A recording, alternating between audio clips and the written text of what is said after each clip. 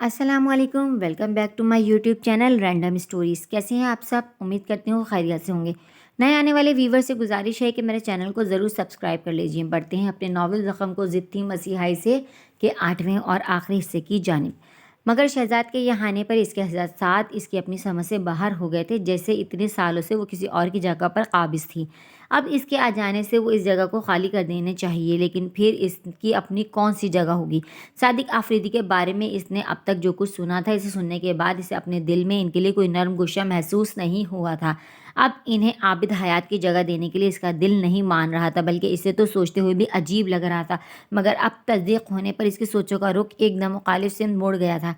क्या पता वो अभी इस रिपोर्ट को रद्द कर दें और इसे अपनी औलाद मानने से इनकार कर दें। एक निचले दर्जे की माजूर लड़की को अपनी सोसाइटी में मूव कराना इन्हें मंजूर ना हुआ तो तुम हुरिया हो। शहजाद की आवाज़ पर इसे अपने करीब से सुनाई दी तो वो एकदम हड़बड़ा गई। अपनी सोचों में उस कदर गर्क हो गई थी कि इसे वक्त गुजरने का एहसास ही नहीं हुआ। दूसरी तरफ इनके माबैन तवील जज्बाती मुकालमों के तबादले के बाद वो अब काफ़ी संभल गए थे, जिसके बाद ना सिर्फ मारिया बाजी को एक मसनूई डांट पड़ी, बल्कि शहजाद का आलिया बाजी और शादिया से तारुफ भी कराया गया। इतने सारे रिश्ते पाकर शहजाद की आंखें भीग गई थी। इसके लिए ख़ुद पर जब्त करना मुश्किल हो गया था। बेपनाह खुशी के एहसास के बावजूद इसका दिल बोझल हुआ जा रहा था। वो इसी गम और खुशी की मिली जुली कैफियत में हुरिया के सामने आ खड़ा हुआ। इसके मुतवज्जा करने पर हुरिया जल्दी जल्दी हथेली के पुश से चेहरा साफ करने लगी। रोहान भाई ने ख्वामा में तुम्हारा टेस्ट कराया, तुम तो बिल्कुल अम्मी की कॉर्बन कॉपी हो। शहजाद इसके चेहरे को बगौर देखते हुए यासिया से बोला। इस पल इसके दिल में शिद्दत से ख्वाहिश उभरी थी कि काश आज अतीक़ा ज़िंदा होती। क्या वो बिल्कुल मेरे जैसी थी? हुरिया के मुंह से बेख्तियार निकला। अब इस उम्र में तो ऐसी नहीं रही थी, लेकिन जिन लोगों ने इन्हें जवानी में देखा है वो ज़रूर मेरी बात की तस्दीक करेंगे। शहजाद का दिल चाहा इसे इसी वक्त सादिक आफरीदी के सामने ले जाए, लेकिन जाने वो इससे मिलना गवारा भी करेंगे या नहीं। अभी इसने सोचा ही था कि दरवाजे पर उभरने वाली दस्तक ने इन सबको चौंका दिया, और दरवाज़ा खुलने पर जितनी हैरानी शहजाद को इन दोनों को देखकर हुई थी, इतनी ही हैरानी रूहान और सादिक आफरीदी को शहजाद को यहाँ देखकर हुई थी। रूहान गुस्से की ज़्यादती से अपने कमरे में बंद हो गया था, मगर सादिक आफरीदी ने शौक़ से बाहर आने के बाद इसके कमरे का दरवाज़ा बजा कर इसे बाहर आने पर मजबूर कर दिया था। जब उन्होंने हुरिया से मिलने की ख्वाहिश जाहिर की तो रूहान इन्हें इसी वक्त यहाँ ले आया। हालांकि आते वक्त वो सोच भी रहा था, पता नहीं हुरिया के घर वाले इस रिपोर्ट पर यकीन करेंगे या नहीं। इससे पहले मारिया से बात करनी चाहिए, फिर सादिक आफरीदी को यहाँ लाना चाहिए। मगर इनके घर तो फ़ोन नहीं था। मारिया से कल ऑफिस में ही बात हो सकती थी और सादिक आफरीदी कल तक इंतज़ार नहीं कर सकते थे। इन्हें इतना टूटा हुआ शिकस्त खुर्दा रूहान ने कभी नहीं देखा था। वो ज़्यादा देर इनसे नाराज़ न रह सका, मगर यहाँ आकर इसे लगा इसने अच्छा किया जो अभी आ गया। हुरिया के घर वाले पहले ही सब जान गए थे और काफ़ी खुश भी थे। अलबत्ता सादिक आफरीदी के आने पर माहौल एक बार फिर भोजल हो गया। सादिक आफरीदी हुरिया को देखकर बेबाकायदा रो पड़े थे। हुरिया के आंसू नहीं थम रहे थे। बहुत मुश्किल से रूहान ने दोनों को संभाला। मारिया बाजी ने मुंह धुनाने के बहाने हुरिया को वहाँ से उठाया कि वो यहाँ से कुछ देर के लिए हटेगी तो इसका जज्बाती दबाव थोड़ा कम होगा। इसके मंजर से हटने पर सादिक आफरीदी दर्दीदा नज़रों से शहजाद को देखने लगे, जो सहन में बिछी चौकी पर सबसे लाताल्लुक़ बना बैठा था। अब अपने रवैये और अल्फाज को याद करके इनका शर्मिंदगी के मारे बुरा हाल हो गया था, मगर फिर भी इन्हें माजरत करना नामुमकिन लग रहा था। वो इससे कैसे माफ़ी मांग सकते थे? इनकी आना आड़े आ रही थी। शहजाद को अपने चेहरे पर किसी की नज़रों का एहसास हुआ तो इनकी नज़र खुद ब खुद सादिक आफरीदी की जानिब उठ गई। उन्होंने इसे देखते ही नज़रें चुरा लीं, जबकि शहजाद इन्हें देखता रह गया। खजालत इनके चेहरे पर हर जाविये से आया थी, मगर ज़बान से एतराफ़ करना इनकी अना को गवारा नहीं था। इसके होठों पर एक तल्ख मुस्कुराहट आकर गायब हो गई। जो जुल्म इसकी माँ पर हो चुका था, जो कुछ वो ज़िंदगी भर सहती रही थी, वो नाकाबिल फरामोश और नाकाबिल माफ़ी था। अगर आज सादिक आफरीदी अपने रवैये पर पछतावे शर्मिंदगी का इजहार कर भी देते तो क्या फ़र्क पड़ता? कुछ इसी किस्म की सोचों का नज़ूल रूहान के जहन पर हो रहा था। वो सादिक आफरीदी की बेचैनी भांप गया था। जिस तरह वो शहजाद को देख रहे थे, इससे साफ जाहिर था कि वो कुछ कहना चाह रहे हैं, मगर इनकी हिम्मत नहीं पड़ रही। जबकि शहजाद के चेहरे पर उभरती तल्ख मुस्कुराहट इसकी सोचों को भी बखूबी जाहिर कर गई थी, और रूहान इससे पूरी तरह मुत्तफ़िक़ था। फिर भी चाहता था कि इनके दरमियान छिड़ी सर्द जंग ख़त्म हो जाए, मगर फ़िलहाल वो इस जिक्र को छेड़ना नहीं चाहता था। وہ چاہتا تھا صادق آفریدی خود پہل کریں، روحان کے کہنے پر نہیں، اور ایسا ممکن تھا، بس کچھ وقت درکار تھا۔ اب آپ لوگوں کا کیا ارادہ ہے؟ کیا آپ اس ڈاکٹر کے خلاف کوئی قانونی کارروائی کریں گے نہیں کر چکے ہیں؟ روحان سپاٹ لہجے میں بولا تو صادق آفریدی چونک کر اسے دیکھنے لگے۔ میں نے اس ڈاکٹر اور اسپتال پر کیس کر دیا ہے، اور ابھی ایک مقدمہ ہم نظام الدین اسپتال پر بھی کریں گے۔ پتہ نہیں وہ لیڈی ڈاکٹر کہاں ہوگی، لیکن ڈاکٹر شوکت تو آج بھی اس اسپتال میں پریکٹس کر رہی ہیں۔ روحان، تم شوکت بھابھی پر کیس کرو گے؟ صادق آفریدی بے یقینی سے اسے دیکھ رہے تھے۔ تو کیا آپ کے خیال میں انہیں معاف کر دینا چاہیے؟ روحان نے الٹا انہیں سے سوال کر دیا۔ نہیں، ہرگز نہیں، لیکن وہ ایک دم حتمی انداز میں بولے، مگر فوراً ہی ان کے چہرے پر الجھن کے آثار بھی ابھر آئے، جسے محسوس کرتے ہوئے روحان کہنے لگا، میں نے وکیل انگد سے بات کر لی ہے، بہت جلد انہیں کورٹ کا نوٹس ملنے والا ہے۔ اور تمہاری شادی کا کیا ہوگا؟ صادق آفریدی اچنبھے کے عالم میں بولے، ہم نے تو کارڈ تک چھپوا لیے ہیں، اور احسان نے تو کارڈز بانٹنے بھی شروع کر دیے ہوں گے۔ فوری طور پر روحان کچھ بول نہ سکا، لیکن وہ کسی قسم کی کمزوری ظاہر نہیں کرنا چاہتا تھا، اس لیے اپنے لہجے کے کھوکھلے پن کو چھپاتے ہوئے بولا، اب اس شادی کو اب آپ ختم ہی سمجھیں۔ جب علیزہ ہی میری بات نہیں سمجھ رہی تو احسان انکل کیا سمجھیں گے؟ صادق آفریدی حیران سے روحان کو دیکھتے رہے۔ وہ خود بھی ڈاکٹر شوکت کے ساتھ کوئی رعایت برتنے کے حق میں نہیں تھے، مگر علیزہ بہرحال انہیں بھی عزیز تھی۔ مگر آگہی کے بعد بھی وہ اس رشتے کو ختم نہیں کرنا چاہتے تھے، لیکن ان حالات میں سب کچھ بھول کر اس رشتے کو بالکل پہلے کی طرح قائم کرنا بھی ممکن نہیں لگ رہا تھا۔ وہ عجیب شش و پنج میں گھرے متفکر سے روحان کو دیکھتے رہے، جس نے جانے واقعی خود کو اتنا مضبوط کر لیا تھا یا خود پر بے حسی کا لبادہ چڑھا لیا تھا۔ روحان نے بھی اپنی سب سے قیمتی چیز گنوا کر اپنی ماں کا کھویا ہوا مقام واپس حاصل کر لیا تھا، اس لیے زندگی میں خالی پن کا احساس ہونے کے باوجود اس کے اندر بے تحاشا سکون تھا۔ کورٹ کا نوٹس پہنچتے ہی شوکت آنٹی نے احسان انکل کے ساتھ گھر آ کر صادق آفریدی اور روحان سے معافی مانگی تھی، مگر وہ چاہے کتنی بھی منت سماجت کر لیتی، ان دونوں کا دل نہیں پسیج سکتا تھا۔ البتہ اس وقت روحان کو واقعی لگا کہ وہ کمزور پڑ جائے گا جب علیزہ نے خود گھر آ کر بڑی عاجزی سے اس سے درخواست کی کہ عدالت میں پہلی پیشی سے پہلے وہ کیس واپس لے لے۔ وہ ہرجانے کی رقم دینے کے لیے تیار تھے۔ شوکت آنٹی جاب چھوڑ کر گھر بیٹھنے کے لیے بھی راضی تھیں، مگر انہیں عدالت میں گھسیٹ کر ان کی عزت کو نہ اچھالا جائے۔ روحان نے کبھی علیزہ کی آنکھوں میں آنسو دیکھنے کا تصور بھی نہیں کیا تھا۔ اسے اس طرح بلکتا دیکھ کر اسے لگ رہا تھا وہ خود بھی رو پڑے گا۔ علیزہ کے احساسات اس سے بہتر اور کون سمجھ سکتا تھا؟ وہ اپنی عزت کے لیے سب کچھ چھوڑنے کے لیے تیار تھے، تو یہی حال اس کا بھی تھا۔ اسے ہر جانے کی رقم سے کوئی سروکار نہیں تھا، وہ اسے نہ بھی ملتی تو بھی اسے کوئی فرق نہیں پڑتا۔ شوکت آنٹی جاب جاری رکھتی یا نہیں، اس سے بھی اسے کوئی دلچسپی نہیں تھی۔ وہ بلا شبہ ایک بہترین ڈاکٹر تھیں جن کے پاس طویل عرصے کا تجربہ تھا۔ جہاں تک سوال اس غلطی کا تھا تو وہ کسی سے بھی ہو سکتی تھی، مگر انہوں نے اسے چھپایا اور اس کے نتائج دیکھ کر بھی خاموش رہی۔ آج بھی لاہور میں مقیم اس کی ساری ننیال اس کی ماں کو خطاوار سمجھتی تھی۔ اگر وہ ساری سچائی کورٹ میں نہ لاتا تو وہ ہمیشہ ان کی طرف سے بدگمان ہی رہتے۔ صرف رپورٹس دیکھ کر وہ کبھی نہ مانتے، اور شاید فرداً سب کے پاس رپورٹ لے کر جانا روحان کے لیے ممکن بھی نہیں تھا، جبکہ کورٹ میں کیس آتے ہی یہ خبر ہر اخبار میں سرخی بن گئی۔ اتنے بڑے اسپتال کا معاملہ تھا، ٹی وی تک نے اس خبر کو خوب اچھالا تھا۔ اسپتال کا عملہ ایک بہت بڑا وکیل کر کے صرف کیس کو تول دینے کی کوشش کر رہا تھا، جو کیس کو شہرت دینے میں اور معاون ثابت ہو رہا تھا۔ چنانچہ لاہور سے سب سے پہلے عتیقہ کی خالہ کا فون آیا تھا۔ ان سے بات کرتے وقت صادق آفریدی بچوں کی طرح رو پڑے تھے۔ انہوں نے بتایا تھا وہاں لاہور میں سب کا رد عمل بڑا شدید تھا، سبھی لوگ عتیقہ کے ساتھ ہوئے دھوکے پر بپھرے ہوئے تھے اور اسپتال والوں کو کوسنے میں آگے تھے۔ حالانکہ اس وقت سبھی عتیقہ کی دل آزردگی کا سبب بنے تھے، مگر آج سب معصوم بن کر بیٹھ گئے تھے اور اس بات پر بضد تھے کہ ہمیں تو پتہ تھا کہ عتیقہ ایسی نہیں ہے، بس فلاں شخص نے اسے ایسا کہا تھا اور فلاں نے ویسا۔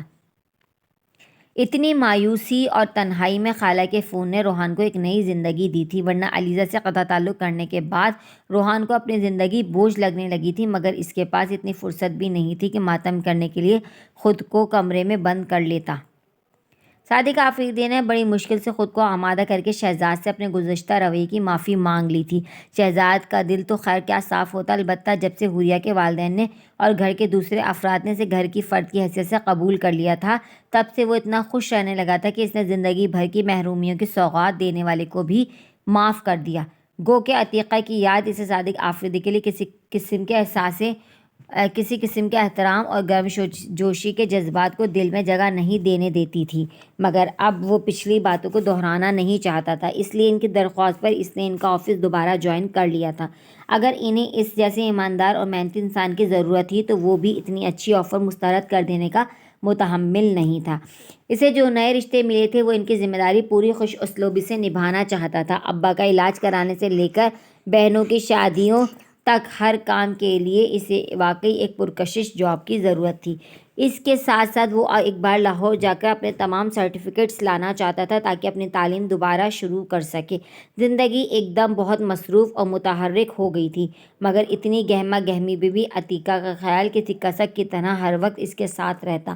کاش کہ وہ سب ان کی زندگی میں ہوا ہوتا، اور یہ پچھتاوا تو ہر ایک کے دل میں تھا۔ حوریہ ان سے کبھی نہیں ملی تھی، مگر وہ جتنا شہزاد سے ان کے بارے میں سنتی تھی اتنا ہی اس کے دل میں ان سے نہ مل سکنے کی محرومی جڑ پکڑتی جاتی۔ صادق آفریدی اور روحان اسے اپنے ساتھ اپنے گھر لے گئے تھے، مگر وہ دونوں سارا دن مصروف رہتے۔ ایسے میں بالکل نئی جگہ پر اتنے بڑے گھر میں اس کا دل بہت گھبراتا۔ سامان کی ترتیب کا صحیح اندازہ نہیں ہونے کی وجہ سے وہ ہر چیز سے ٹکراتی۔ اس صورتحال کو دیکھتے ہوئے روحان زیادہ تر اسے اس کے گھر ہی چھوڑ دیتا، جہاں شہزاد کے پاس بیٹھی وہ بس عتیقہ کے بارے میں ہی پوچھے جاتی۔ تم نے اس گھر میں جانے کیسا گوارا کر لیا جہاں امی کے ساتھ یہ سلوک ہوا تھا؟ ایک دن حوریہ نے روانی سے بولتے شہزاد کی بات کاٹتے ہوئے پوچھا تو شہزاد رک کر روحان کی طرف دیکھنے لگا۔ وہ بھی شام میں اکثر انہی کے گھر چلا آتا تھا۔ میں صرف روحان بھائی کی وجہ سے آنے کے لیے تیار ہوا تھا۔ ان کی باتیں اور انداز گفتگو امی سے اس قدر ملتا تھا کہ بعض اوقات ان سے بات کرتے ہوئے ایسا لگتا جیسے میں ان سے نہیں امی سے مخاطب ہوں۔ آپ کو یاد ہوگا روحان بھائی، پہلی ملاقات میں آپ نے کہا تھا موت کا وقت مقرر ہے، وہ انسان کے فائدے نقصان کے تابع نہیں ہے، تم خدائی معاملات میں نہ ہی پڑو تو بہتر ہے۔ امی بھی اکثر ہو بہو یہی جملہ کہتی تھی، حالانکہ وہ شکمہ کنا بھی ہو جاتی مگر فوراً ہی معافی بھی مانگ لیتی تھی۔ آپ کے منہ سے یہ بات سن کر میں شاکڈ رہ گیا۔ آج صبح ان کے کیس کی سنوائی تھی اور شوکت آنٹی آج اکیلی ہی آئی تھی۔ تب اسے پتہ چلا کہ احسان انکل نے ان سے علیحدگی اختیار کر لی ہے، وہ اپنے ساتھ عروبہ کو بھی لے گئے ہیں۔ احسان انکل کا کہنا تھا شوکت آنٹی کی وجہ سے ان کی بہت بدنامی ہو رہی ہے، وہ ایسی عورت کا ساتھ برداشت نہیں کر سکتے۔ انہوں نے علیزہ کو بھی اپنے ساتھ لے جانا چاہا مگر وہ اس طرح ماں کو تنہا چھوڑنے کے لیے تیار نہیں ہوئی، حالانکہ کورٹ میں وہ اکیلی ہی آئی تھی۔ اب تو اسپتال کا عملہ بھی ان سے خائف نظر آنے لگا تھا۔ وکیل انکل کا کہنا تھا ان کا کیس اتنا کمزور ہے کہ اسپتال والے اب صرف اپنی جان چھڑانے کا سوچ رہے ہیں، ہو سکتا ہے وہ بہت جلد وہ ڈاکٹر شوکت کو جاب سے بھی برطرف کر دیں، ہرجانہ دے کر کیس ختم کرنے کی درخواست کر دیں، کیونکہ یہ کیس جتنا تول پکڑ رہا تھا ان کے اسپتال کی اتنی ہی بدنامی ہو رہی تھی۔ اس لیے وہ جلد سے جلد اس کیس کو رفع دفع کرنا چاہ رہے تھے، کیونکہ ہر پیشی میں وکیل انکل نے ڈاکٹر شوکت کی دھجیاں اڑا دی تھیں۔ روحان کے لیے یہ مقام بہت اذیت ناک تھا، کسی کی عزت کو اس طرح سرعام نیلام ہوتا دیکھنا اس کے بس کی بات نہیں تھی۔ اس کا دل چاہتا وہ حوریہ کے علاج کے بہانے یہاں سے دور چلا جائے، مگر کیس ختم ہونے تک وہ جا بھی نہیں سکتا تھا، اس لیے شہزاد حوریہ کے ساتھ جانے کے لیے رضامند ہو گیا تھا۔ روحان نے ان دونوں کا پاسپورٹ تک بننے کے لیے دے دیا تھا، پھر بھی اس کا دل چاہتا شہزاد کی جگہ خود چلا جائے۔ کورٹ کی کارروائی اس کے توقع سے زیادہ صبر آزما ثابت ہو رہی تھی۔ اس سے پتہ چلا تھا علیزہ نے جاب پر جانا چھوڑ کر خود کو گھر میں قید کر لیا ہے، اس میں لوگوں کا سامنا کرنے کی ہمت نہیں تھی۔ ایک طرف اگر روحان کو اپنی ماں کے مجرموں کو سزا ملتی دیکھ کر خوشی ہوتی تو دوسری طرف علیزہ کا خیال اسے خوش نہ ہونے دیتا۔ پتہ نہیں اس کی کیا حالت ہوگی۔ وہ جس دن روحان کے گھر آئی تھی اس کے بعد سے ان دونوں کے درمیان کوئی بات نہیں ہوئی تھی، نہ ہی روحان کی اس سے کہیں ملاقات ہوئی تھی۔ اپنے لیے یہ نارسائی اس نے خود چنی تھی، ورنہ اس کی تو شادی کے کارڈ تک چھپ گئے تھے۔ اگر اس نے علیزہ کی بات مان لی ہوتی تو شہزاد اور صادق آفریدی دل محسوس لینے کے باوجود اسے روکتے نہیں۔ علیزہ کو خالی ہاتھ لوٹاتے ہوئے اسے خود بھی اچھی طرح اندازہ تھا کہ وہ بھی ہمیشہ کے لیے تہی دامہ رہ جائے گا، مگر اس نے اپنا دل سخت کر لیا تھا۔ روحان اور شہزاد نے حوریہ کے علاج کے لیے ہر طرح کی معلومات اکٹھی کر لیں اور اس کے اور اماں کے انگلینڈ جانے کے تمام انتظامات مکمل کر دیے۔ اتنی دور جانے کے خیال سے ہی حوریہ کے ہاتھ پاؤں پھولے جا رہے تھے۔ وہ تو ان سب کے بغیر گلی کے نکڑ تک نہیں جاتی تھی۔ کجا کہ اتنا لمبا سفر اور اتنا طویل قیام، اسے وہاں تقریباً 1 ماہ رہنا تھا۔ اماں اس کے ساتھ جا رہی تھیں مگر وہ خود بہت بوکھلائی ہوئی تھیں۔ حوریہ چاہ رہی تھی ماریہ باجی اس کے ساتھ چلتی مگر انہیں آفس سے چھٹی نہیں مل رہی تھی۔ وہ حوریہ کی شادی کے وقت کافی چھٹیاں لے چکی تھیں۔ عالیہ باجی اور شازیہ کے امتحان سر پر تھے۔ اتنا گھبرانے کی کیا ضرورت ہے، شہزاد بھائی ہوں گے نا آپ کے ساتھ، وہ بہت خیال رکھیں گے۔ شازیہ اس کی پیکنگ کرتے ہوئے اس سے تسلیاں دیتی جا رہی تھی۔ مجھے بس ہال اٹھ رہے ہیں، جانے کل کیا ہوگا۔ حوریہ کا دل بیٹھا جا رہا تھا۔ چند گھنٹوں بعد اس کی فلائٹ تھی۔ شہزاد کچھ ضروری کام نمٹانے آفس چلا گیا تھا۔ اس کے آتے ہی انہیں ایئرپورٹ کے لیے نکلنا تھا جہاں صادق آفریدی اور روحان بھی انہیں سی آف کرنے آنے والے تھے۔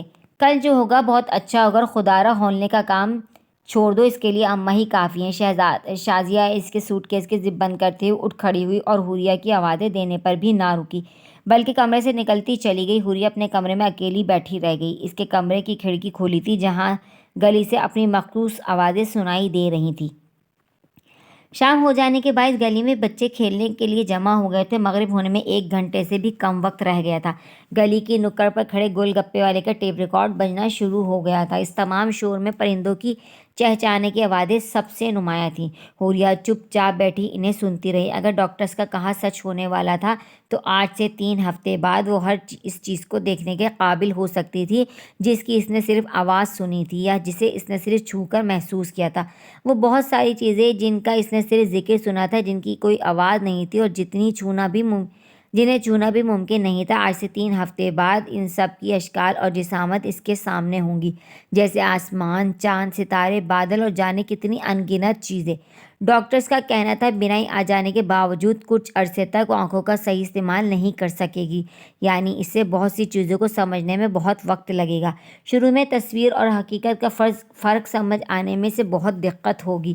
اگر اس کے سامنے کوئی پھل رکھ دیں گے تو جب تک وہ اسے چھوئے گی نہیں، اسے پتہ نہیں چلے گا۔ اسے رنگوں کی پہچان کرانی ہوگی، کون سا رنگ گہرا نیلا ہے اور کون سا ہلکا نیلا۔ زندگی کی تمام معمولی باتیں جن سے ایک عام آدمی کا روز کا واسطہ پڑتا ہے، اس کے لیے ایک نہایت پیچیدہ عمل ہوں گے۔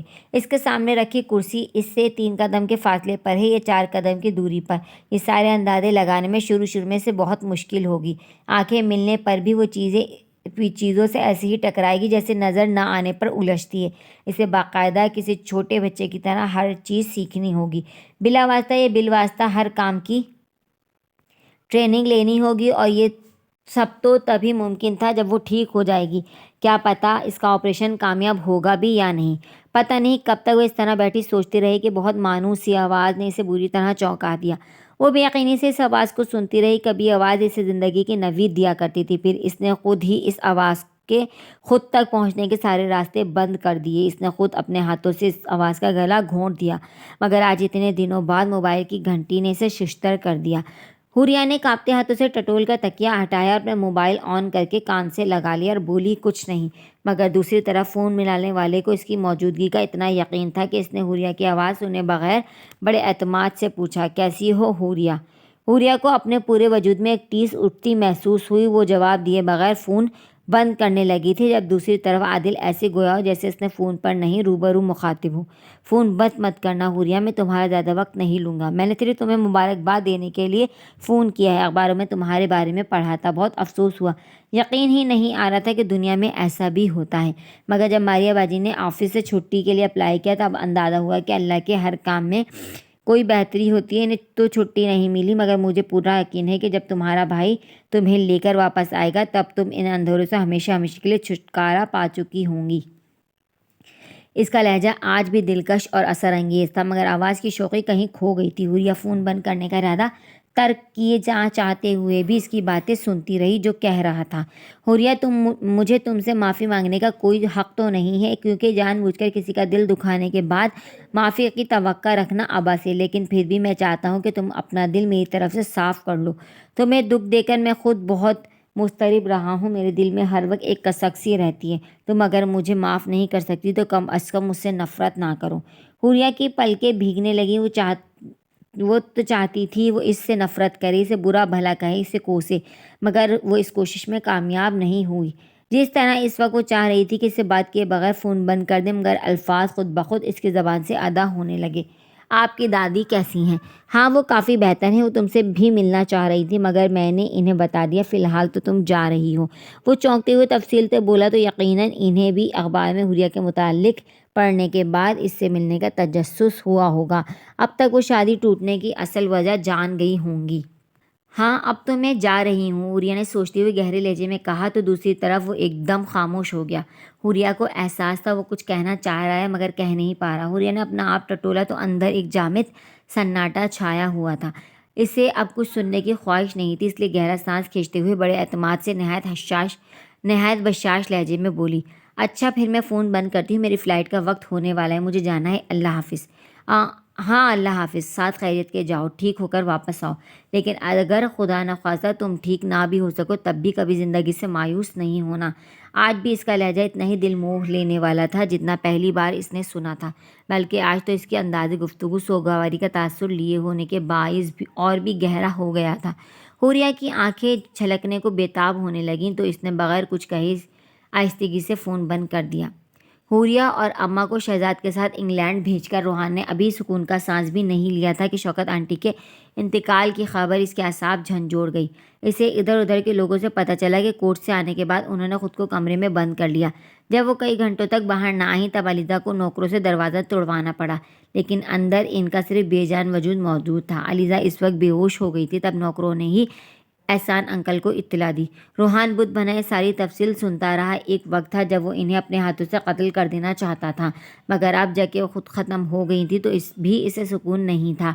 علیزہ کی حالت کا سوچ کر اس کا دل بند ہونے لگتا۔ اس نے تو اپنی ماں کو کبھی دیکھا نہیں تھا، کبھی ان کے ساتھ رہا نہیں، تب بھی ان کی موت کا اس نے اتنا اثر لیا تھا تو علیزہ کی تو جو حالت ہوتی وہ کم تھی۔ وہ اور صادق آفریدی تمام باتیں بھلا کر ان کی تدفین میں شامل ہوئے۔ احسان انکل انہیں دیکھ کر جھجک گئے۔ وہ ایک بہت ہی شریف النفس انسان تھے، ان کی تو نظر نہیں اٹھ رہی تھی ان دونوں کے سامنے، مگر علیزہ کا رویہ بالکل منفرد تھا۔ روحان جتنی بار بھی ان کے گھر گیا علیزہ اس کے سامنے نہیں آئی، بلکہ نوکر کے ہاتھ پیغام بھیجنے پر علیزہ نے نہ صرف اس سے ملنے سے صاف انکار کر دیا بلکہ اسے یہاں آنے سے بھی منع کر دیا۔ روحان خالی نظروں سے اس نوکر کی شکل دیکھتا رہا، پھر تھکے تھکے قدموں سے وہاں سے نکل آیا۔ دوسری منزل پر موجود رومیسا نے علیزہ کے کمرے کی کھڑکی سے اسے شکست خوردہ انداز میں باہر جاتے دیکھا اور پلٹ کر علیزہ کو دیکھنے لگی، جو بے حس و حرکت صوفے پر بیٹھی یکٹک چھت کو دیکھ رہی تھی۔ ایک بار روحان بھائی سے مل لینے میں حرج ہی کیا ہے، رومیسا نے دھیرے سے کہا۔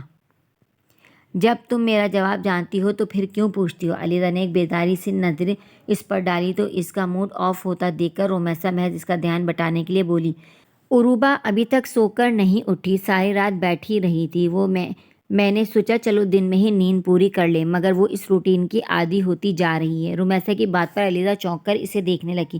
رات کو شہزاد کا فون آیا تھا نا؟ حوریہ کا آپریشن ہونے والا ہے نا، کہہ رہا تھا دعا کرنا، رومیسا دھیرے سے بولی۔ تم ملی ہو حوریہ سے؟ علیزہ نے بغور دیکھتے ہوئے پوچھا۔ 2-3 بار ملی ہوں، روحان بھائی اسے اپنے گھر لے آئے تھے، لیکن وہاں اسے سامان کی ترتیب کا اندازہ ہی نہیں ہوتا، کبھی کسی چیز سے ٹکر آ جاتی تو کبھی کسی چیز سے۔ حالانکہ اپنے گھر میں تو وہ کچن میں بھی کام کر لیتی تھی، لیکن یہاں تو چلنا بھی دوبھر ہو گیا تھا تو روحان بھائی اسے واپس چھوڑ آئے۔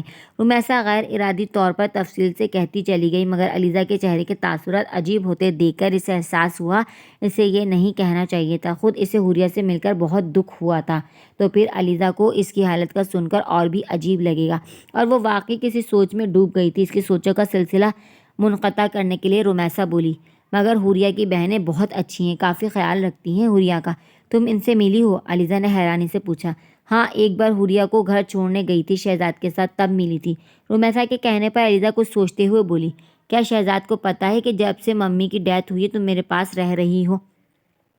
ہاں تبھی تو انہوں نے کل رات مجھے یہاں گھر پر فون کیا تھا، رومیسا نے اطمینان سے کہا۔ اسے کوئی اعتراض نہیں ہوتا؟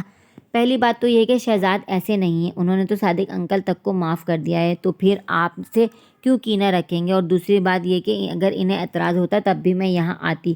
مجھے اس سے کوئی سروکار نہیں کہ شوکت آنٹی نے کیا کیا، مجھے تو یہ پتہ ہے کہ اس وقت آپ کو اور عروبہ کو میری ضرورت ہے۔ رومیسا کے ٹوک لہجے پر علیزہ کی آنکھیں بھیگ گئیں۔ اسے نرم پڑتا دیکھ کر رومیسا خود بھی شائستگی سے بولی، اگر ایک بار روحان بھائی سے مل لیتی تو۔ رمیسا کی بات ابھی پوری بھی نہیں ہوئی تھی کہ علیزہ ایک جھٹکے سے کھڑی ہو گئی۔ اجنبی ملک کے اجنبی ماحول میں طویل علاج اور بہت سارے ٹیسٹ کے بعد وہ دن آ ہی گیا جب حوریہ کی آنکھوں پر سے پٹی کھولی گئی۔ اماں نے اس کا ہاتھ مضبوطی سے تھام رکھا تھا، پھر بھی اس کے ہاتھ کی کپکپاہٹ کم نہیں ہو رہی تھی۔ اس کی آنکھوں پر رکھا آئی پیڈ ہٹانے کے بعد جب ڈاکٹر نے اس سے آنکھیں کھولنے کو کہا تو اس کا دل چاہا صاف انکار کر دے۔ اگر آنکھیں کھولنے کے بعد بھی سامنے پھیلا یہ سیاہ پردہ نہ ہٹا تو کیا ہوگا؟ حوریہ میری بچی، آنکھیں کھولو نا۔ اماں کی کانپتی آواز نے اسے جانے کون سی قوت بخشی تھی کہ اس نے دھیرے دھیرے پلکیں اٹھانی شروع کر دیں۔ سامنے کا منظر اس کے لیے ناقابل فہم تھا، البتہ اتنا پتہ چل گیا تھا کہ وہ حس جو اس میں آج تک موجود نہیں تھی اب اسے میسر آ گئی ہے۔ وہ تیزی سے پلکیں جھپکتی اپنے ارد گرد دیکھنے لگی اور اپنے برابر میں کھڑے وجود پر آ کر اس کی نظریں ٹھہر گئیں۔ اس کا ہاتھ سختی سے تھامے وہ ہستی جس نے اس کے باعث بے تحاشا اذیتیں سہی تھیں اور دکھ اٹھائے تھے اس وقت بھی خوش ہونے کے بجائے بے آواز رونے لگی۔ پہلی چیز جو اس کی نظروں نے فوکس کی تھی وہ اماں کا چہرہ تھا، مگر بہت جلد وہ چہرہ بگڑنے لگا تو وہ گھبرا کر اپنے نزدیک کھڑے ڈاکٹر کو دیکھنے لگی جو انگلش میں مسلسل اسے ہدایتیں دیتے جا رہا تھا۔ تمہاری آنکھوں میں آنسو آ گئے ہیں اس لیے منظر دھندلا گیا ہے، گھبرانے کی کوئی بات نہیں ہے۔ اس کی بے چینی کو بھانپتے ہوئے اس کے سامنے کھڑے وجود نے اردو میں سے تسلی دی تو وہ جو واقعی روحان سی ہو گئی تھی ایک دم چونک کر اسے دیکھنے لگی۔ اس کی نظروں کا مطلب سمجھتے ہوئے مسکرا کر کہنے لگا، جی ہاں میں ہی ہوں شہزاد، ابھی تم مجھے واضح طور پر نہیں دیکھ سکتی کیونکہ اس وقت کمرے کی لائٹ آف ہے، نیم تاریکی میں اتنا اچھا نظر نہیں آتا، مگر تمہیں ابھی تیز روشنی میں نہیں رکھا جا سکتا اور ڈاکٹر نے تمہیں رونے سے بھی منع کیا ہے۔ اماں آپ بھی اپنے آنسو روکیں۔ ڈاکٹر نے اس کی آنکھوں میں پانی نہ آنے کی سختی سے ہدایت دی ہے۔ شہزاد ڈاکٹر کی باتوں کا ترجمہ کرتے ہوئے خوش دلی سے بولا تو اماں نے گھبرا کر اپنے آنسو صاف کر کے اسے مسکرانا شروع کر دیا جیسے کوئی کھلونا چابی بھرنے پر ایک دم حرکت میں آ گیا ہو۔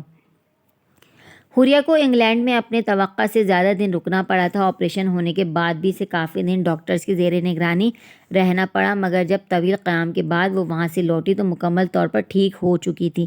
پاکستان میں بھی سب اس سے ملنے کے لیے بری طرح بے چین تھے۔ وہ سب روحان اور صادق آفریدی کے ساتھ اسے ایئرپورٹ لینے آئی تھیں۔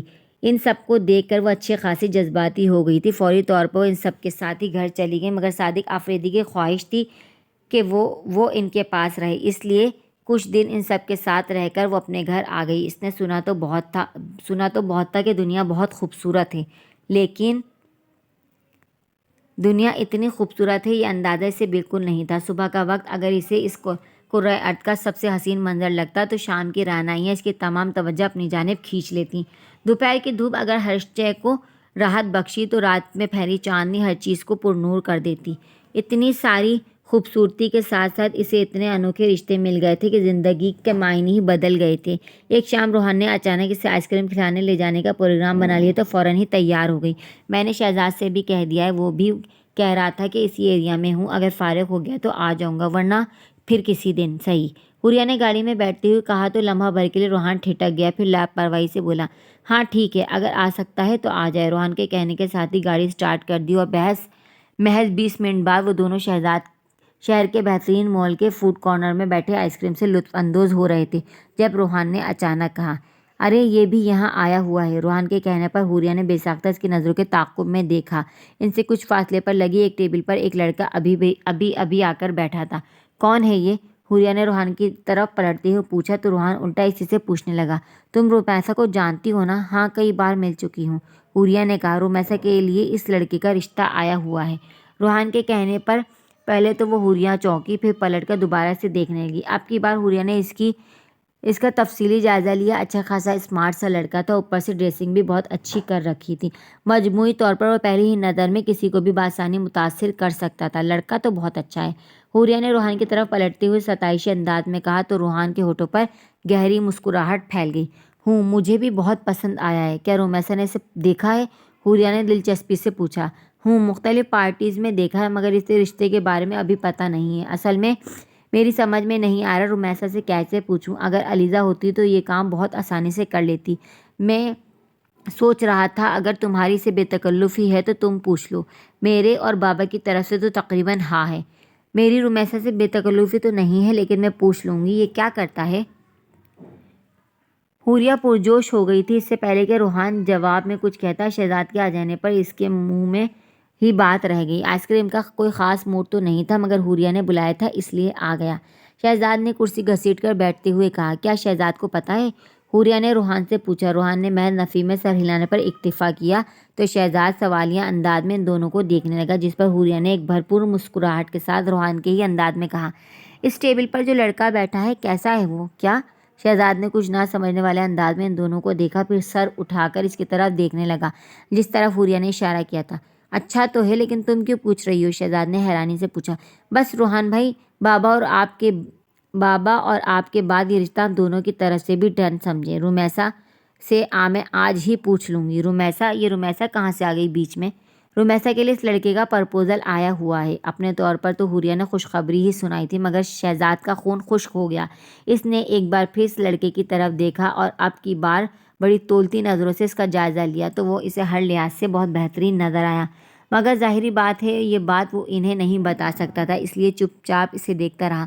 جب حوریہ اس کی خاموشی محسوس کیے بغیر نان اسٹاپ بولنے لگی، میرے خیال سے تو رمیسا بھی انکار نہیں کرے گی، وہ بابا کی اتنی عزت کرتی ہے، ان کے بتائے رشتے پر بھلا اسے کیا اعتراض ہوگا؟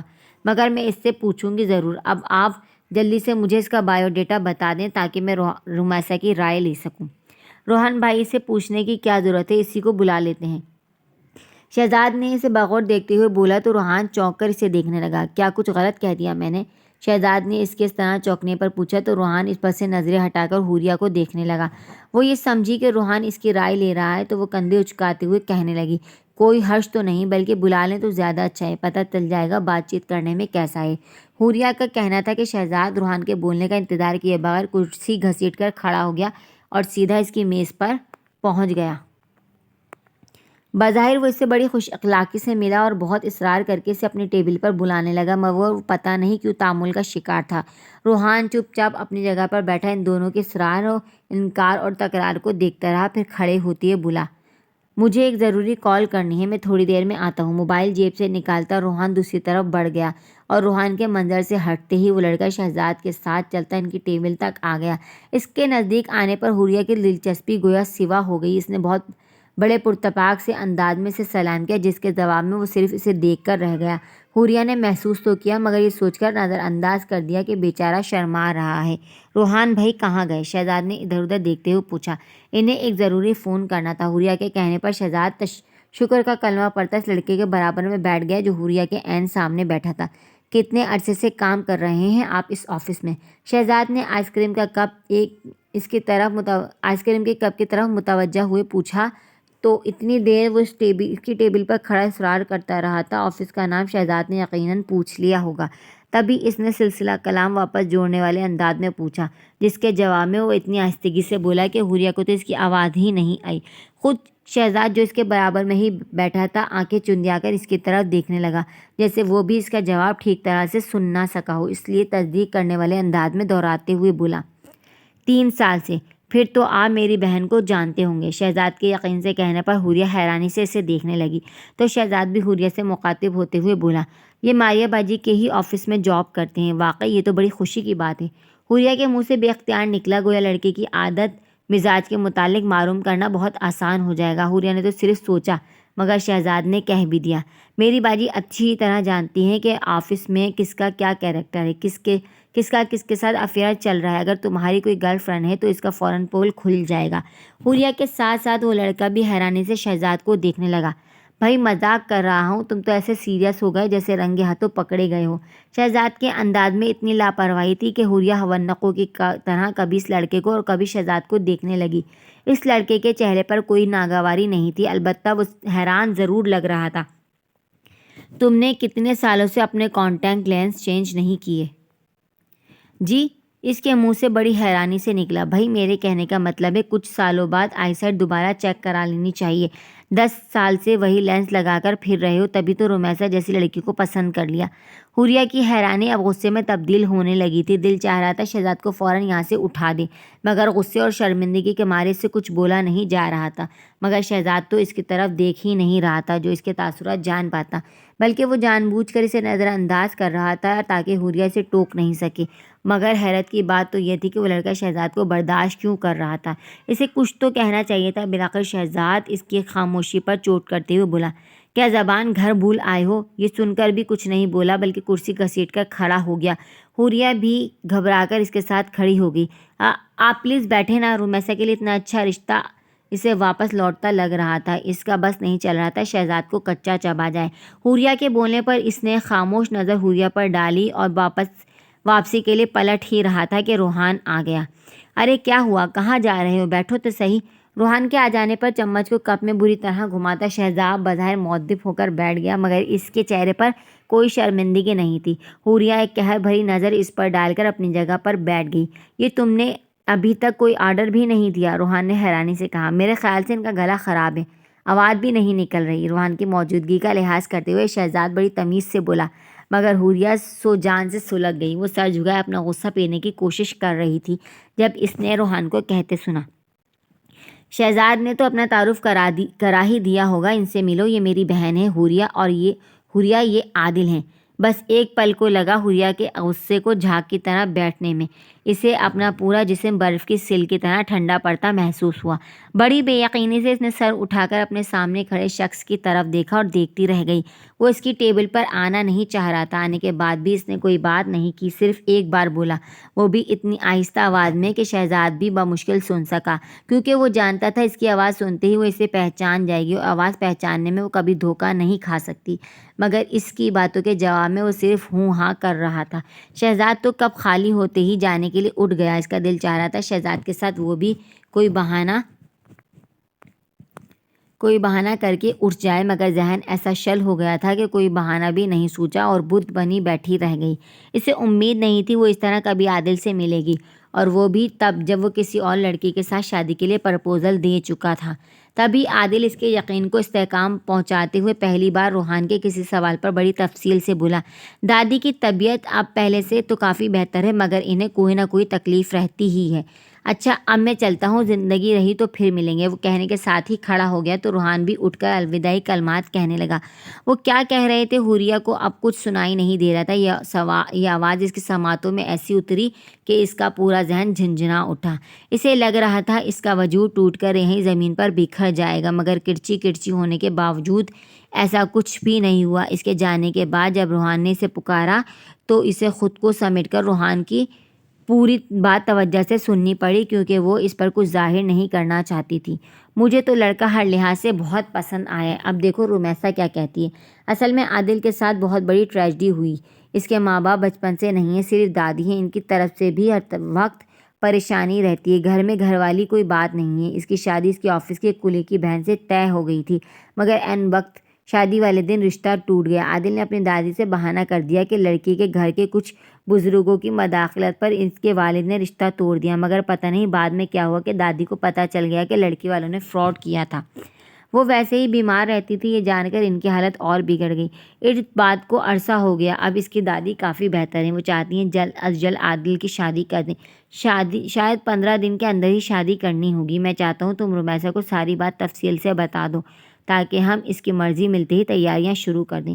روحان اس کی خاموشی اور غیر ہوتی حالت محسوس کیے بغیر کہتا چلا گیا، روحان بھائی آپ مجھے اماں کے گھر چھوڑ دیں، سب بہت یاد آ رہے ہیں۔ روحان کی اتنی اہم بات کے جواب میں یہ مطالبہ اسے خود بھی بے تکا لگ رہا تھا، لیکن اگر وہ روحان کے ساتھ گھر جاتی تو اسے آج ہی رومیسا سے بات کرنی پڑتی، جبکہ اسے اپنی ہمت مجتمع کرنے کے لیے ابھی وقت درکار تھا۔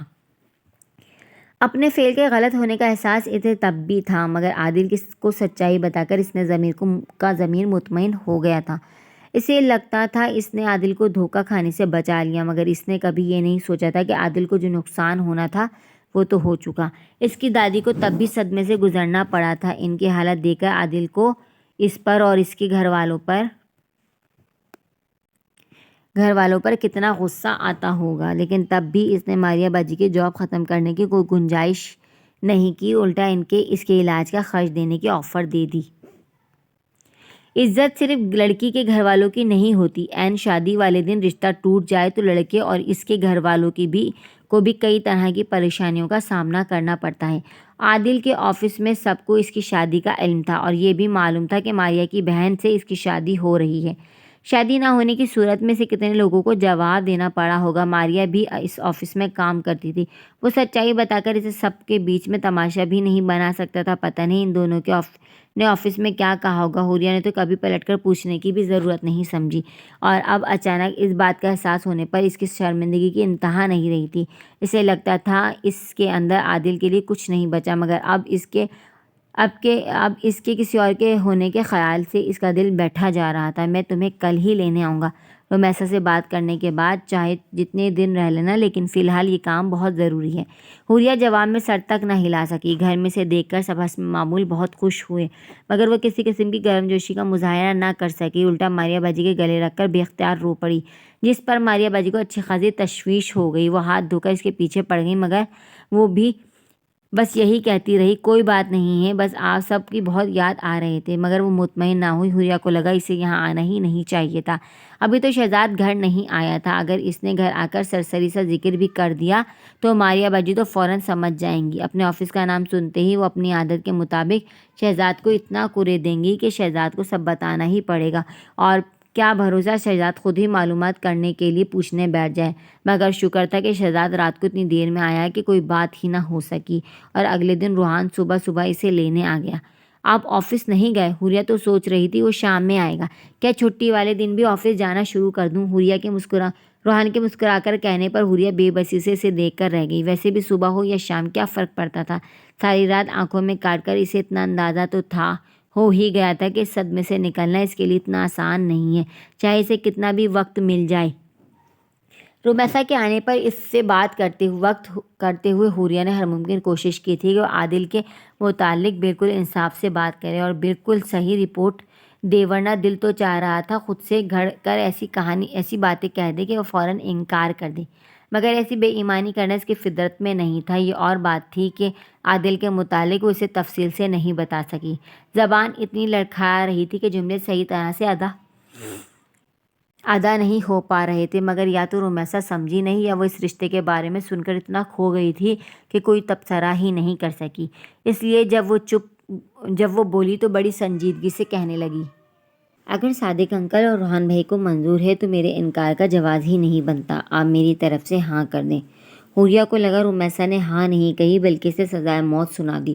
وہ ساکت نظروں سے اسے دیکھتی رہ گئی، یہاں تک کہ رومیسا اٹھ کر کمرے سے باہر چلی گئی۔ حوریہ رسم دنیا کے طور پر اٹھ کر اسے گلے لگا سکی، نہ ہی مبارکباد دے سکی۔ روحان سے سامنا ہونے پر اس نے چھوٹتے ہی پوچھا تو حوریہ نے بمشکل اس کے جواب روحان کو سنا دیا، جسے سن کر وہ اتنا مسرور ہوا کہ حوریہ کے ازمردہ چہرے پر دھیان ہی نہ دے سکا، بلکہ فوراً صادق آفریدی کو مطلع کرنے چلا گیا۔ حوریہ کے لیے بھی وہاں ٹھہرنا مشکل ہو گیا، وہ بھی اپنے کمرے میں بند ہو گئی۔ کوئی 1 گھنٹے بعد روحان کو اس کا خیال آیا تھا، حوریہ تم یہاں اپنے کمرے میں آ کر لیٹ گئیں، وہاں رومیسا اکیلی بور ہو رہی ہے۔ روحان نے اس کے کمرے میں آتے ہی خفگی سے کہا تو پہلی بار حوریہ کو روحان پر شدید غصہ آیا، گویا رومیسا کی بریت کا خیال کر کے وہ اسے پوچھنے آیا تھا۔ بے اختیار اسے اپنی بہنیں یاد آنے لگی، اگر وہ یہاں ہوتی تو اس طرح بے وقت اس کے لیٹ جانے پر سوال پوچھ کر اس کی جان عاجز کر دیتی۔ غصے کے مارے حوریہ سے کوئی جواب نہیں دیا، وہ 2-3 بار پکار کر یہی سمجھا کہ وہ سو گئی، اس لیے کمرے سے باہر چلا گیا اور حوریہ کے آنسو کو بھی باہر آنے کا موقع مل گیا۔ اسے معلوم تھا اب کوئی اسے پریشان کرنے نہیں آئے گا، وہ آرام سے جب تک چاہتی سوگ منا سکتی تھی۔ روتے روتے اس کی ہچکیاں بند گئیں، جب دستک کی آواز پر ہڑبڑا کر اٹھ بیٹھی۔ جلدی جلدی اس نے چہرہ صاف کیا کہ دستک دینے والی سے برداشت نہ ہوا اور وہ دروازہ کھول کر اندر آ گیا۔ ابھی تک کمرہ لاک کرنے کی عادت نہیں پڑی تمہیں، اب تو یہ تمہارا پرسنل بیڈ روم ہے، ہم بہنوں کا مشترکہ کمرہ نہیں۔ وہ جو اٹھ کر باتھ روم کی طرف دوڑی تھی، ماریا باجی کی آواز پر ٹھٹک گئی، بری طرح چونکتے ہوئے دروازے کی طرف پلٹی۔ ایک بار شکل پہچاننے میں اسے دھوکہ ہو سکتا تھا، مگر آواز پہچاننے میں نہیں۔ اس کا دل پہلے ہی بھرا ہوا تھا، انہیں اچانک سامنے دیکھ کر وہ ان سے لپٹ کر بری طرح رو دی۔ اس پل اس نے یہ نہیں سوچا کہ اب وہ وجہ پوچھیں گی تو کیا کہے گی، مگر انہوں نے کچھ پوچھنے کے بجائے اس کا سر سہلاتے ہوئے کہا، تم کبھی اپنی فیلنگز ہمارے ساتھ شیئر نہیں کرتی، کل رات جب میں نے تم سے پوچھا تھا تو کیا تم بتا نہیں سکتی تھی؟ حوریہ ایک دم ان سے الگ ہو کر انہیں دیکھنے لگی۔ کیوں حیران ہو رہی ہیں؟ تم اگر بتاؤ گی نہیں تو کیا مجھے پتہ نہیں چلے گا؟ شہزاد نے مجھ سے پوچھا ہے عادل کے متعلق، وہ چھٹی کی وجہ سے دیر سے اٹھا تھا، ورنہ اگر وہ مجھے پہلے بتا دیتا تو میں تمہیں آنے ہی نہیں دیتی۔ جیسے ہی اس نے ذکر کیا میں نے کہا مجھے فوراً حوریہ کے گھر لے چلو۔ ماریہ باجی کے انداز میں شدید خفگی تھی جو آہستہ آہستہ تعصب میں بدلنے لگی۔ ایک بار ذکر نہیں کر سکتی تھی، بس جو جی میں آتا ہے کر گزرتی ہو، ہمیں تو بعد میں خبر ہوتی ہے۔ وہ اچھی طرح جانتی تھی ماریہ باجی کا اشارہ کس طرف ہے، اسی لیے تیزی سے بولی، نہیں باجی میں کیا نہیں، تم رومیسا سے بات کر چکی ہو نا؟ وہاں نیچے صادق انکل نے عادل کی دادی کو رشتے کی منظوری بھی دے دی ہے۔ کاش میں تھوڑی دیر پہلے آ جاتی تو۔ انہوں نے تیزی سے اس کی بات کاٹ دی۔ حوریہ محض ہونٹ کاٹ کر رہ گئی۔ جو رشتہ انہیں رومیسا کے لیے منظور ہے کیا وہ تمہارے لیے منظور نہیں ہو سکتا؟ لیکن تم تو بس یہ ثابت کرنے پر تلی ہو کہ تمہیں عادل کے جانے سے کوئی فرق نہیں پڑتا، حالانکہ اب تو تم ٹھیک ہو گئی ہو، اب تو تمہارے اندر کا احساس کمتری ختم ہو جانا چاہیے۔ حوریہ کی پلکیں بھیگتی دیکھ کر ان کا شکوہ بھرا لہجہ ایک بار پھر غصے میں تبدیل ہونے لگا۔ میرے ٹھیک ہونے نہ ہونے سے کیا فرق پڑتا ہے؟ شادی اس نے توڑی تھی، میں نے نہیں۔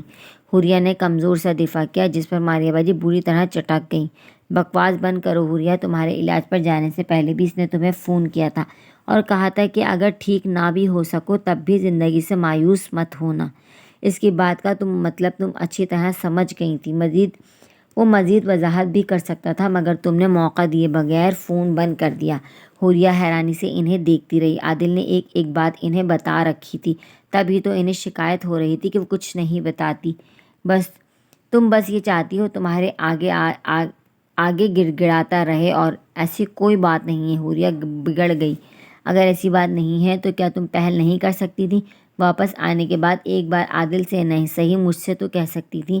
اس کی اتنی اجنبیت برتنے پر ماریہ باجی کی آواز روند گئی۔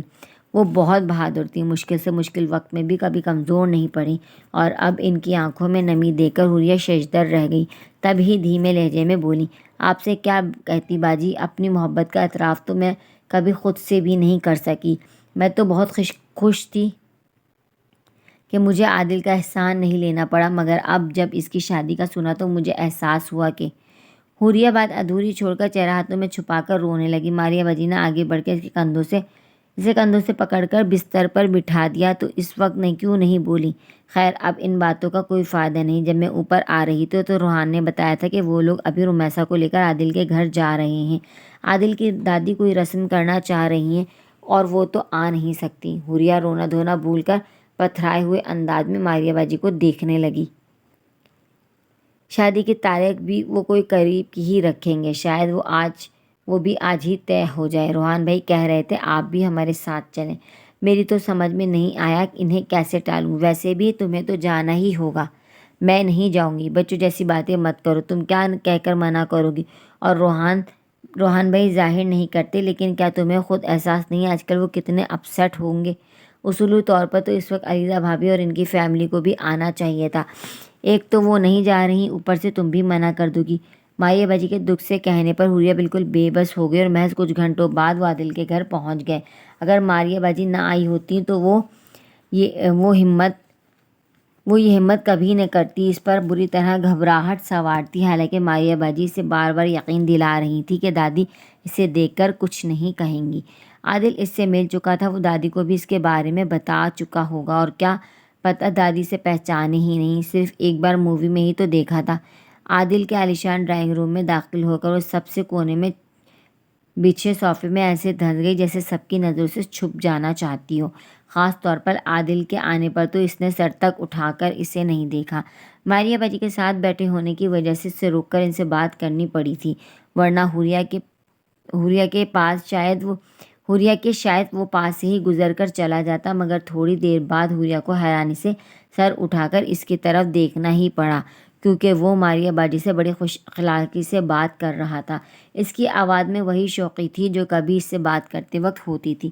چہرہ پڑھنے میں وہ ابھی اتنی ماہر نہیں تھی، مگر اسے مسکراتا دیکھ کر حوریہ کو ایسا ہی لگا جیسے وہ اندر تک مطمئن ہے۔ بے اختیار اس کی نظریں رومیسا کی طرف اٹھ گئیں۔ وہ صادق آفریدی سے کچھ کہہ رہی تھی۔ کافی سادہ سے حلیے میں ہونے کے باوجود وہ بہت جاذب نظر اور پرکشش لگ رہی تھی۔ ایسی لڑکی کو پا کر کوئی بھی اپنا دکھ بھول سکتا تھا۔ ماریہ باجی نے اس سے چلنے کے لیے کہا تو وہ خالی ذہنی کے عالم میں ان کے ساتھ چل پڑی۔ ہوش تب آیا جب وہ ایک بڑے سے کمرے کے کنگ سائز بیڈ پر نحیف سے وجود کے پاس پہنچی۔ سائڈ ٹیبل پر دواؤں کا ڈھیر اور ایک نرس کی موجودگی یہ ظاہر کر رہی تھی کہ وہ بستر سے اٹھ بھی نہیں سکتی۔ انہیں دیکھ کر حوریہ کا دل بند ہونے لگا۔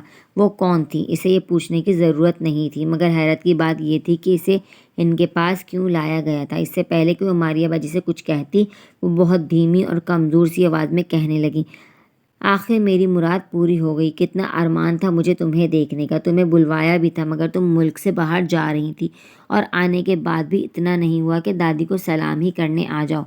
حوریہ ہونق بنی انہیں دیکھتی رہی۔ دادی، اماں ابا آ گئے ہیں، آپ پہلے رسم کر لیں ورنہ تھکن ہو جائے گی، شکوے بعد میں کر لیجیے گا۔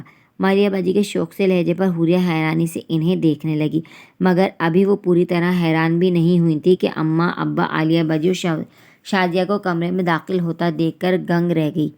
اس کی سمجھ میں کافی کچھ آ رہا تھا، مگر ذہن اور دل یقین کرنے کے لیے تیار نہیں تھا، حتیٰ کہ ڈرائنگ روم میں بیٹھے تمام لوگ کمرے میں جمع ہو گئے۔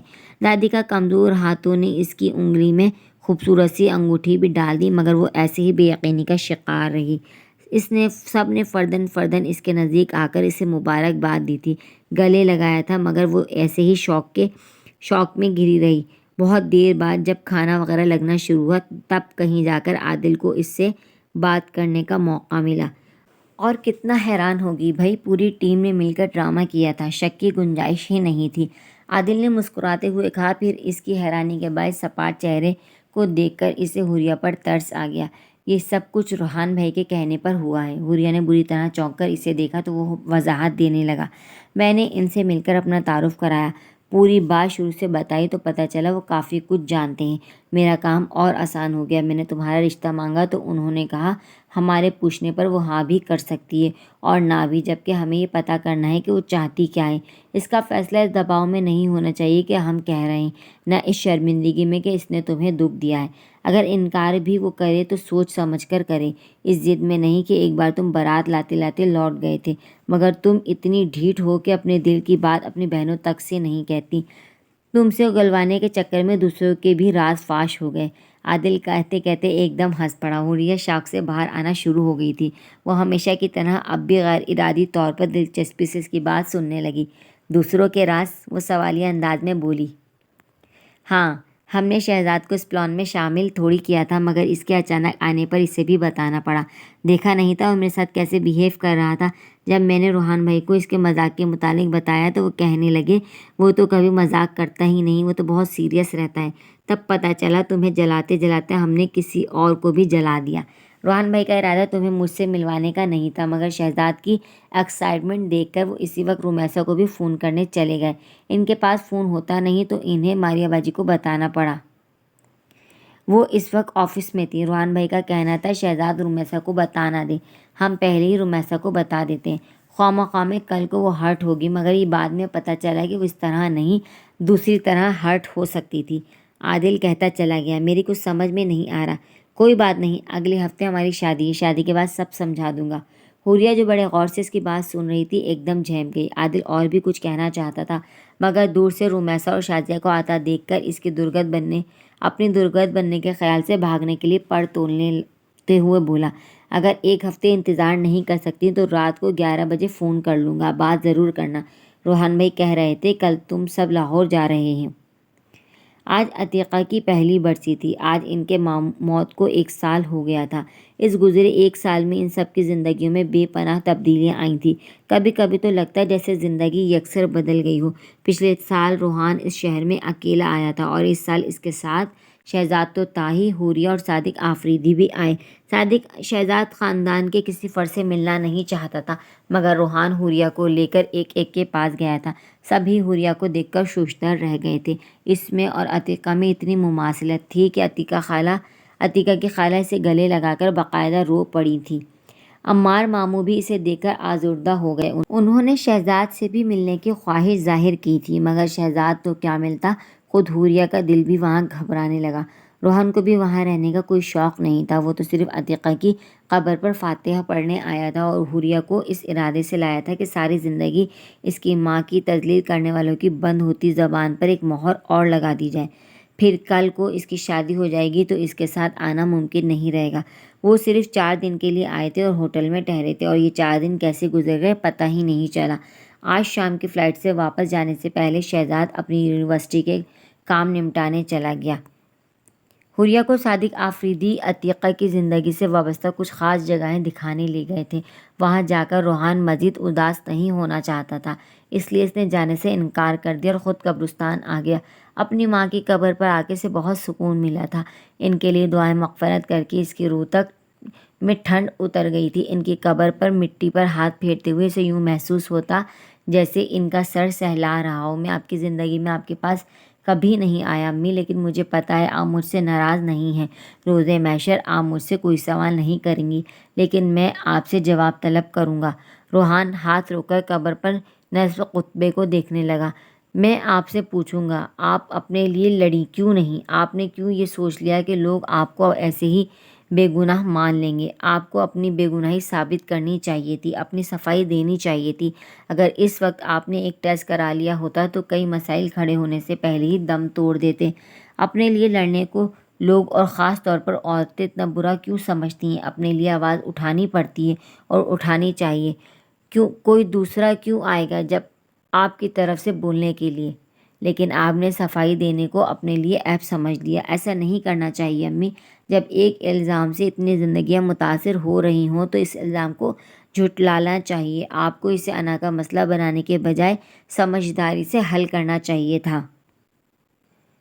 اگر آپ زخم سے ضد باندھ لیں گی تو اس کی مسیحائی کون کرے گا؟ کتبے پر لکھی عبارت دھتلانے لگی تو روحان رک کر آستین کے کف سے آنکھیں صاف کرنے لگا۔ تبھی سسکی کی آواز پر وہ چونک کر ارد گرد دیکھنے لگا۔ اس کے پیچھے کوئی 5 فٹ کے فاصلے پر کھڑی وہ لڑکی بلا شبہ علیزہ ہی تھی۔